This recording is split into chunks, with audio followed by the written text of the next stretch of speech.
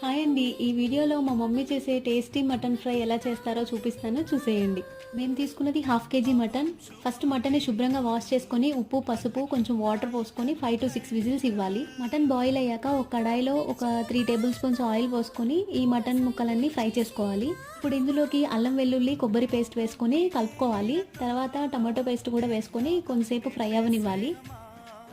ఇప్పుడు మనం వేసుకున్న టొమాటో పేస్ట్ అండ్ అల్లం వెల్లుల్లి పేస్ట్ అంతా కొంచెం సేపు ఫ్రై అయిన తర్వాత ఉప్పు, పసుపు వేసుకొని అందులోకి కొంచెం పుదీనా, కొత్తిమీర, కరివేపాకు వేసుకోవాలి. తర్వాత 1.5 స్పూన్ కారం, 1 స్పూన్ ధనియా పౌడర్ వేసుకొని కలిపిన తర్వాత మూత పెట్టి ఒక 5 మినిట్స్ పాటు మగ్గనివ్వాలి.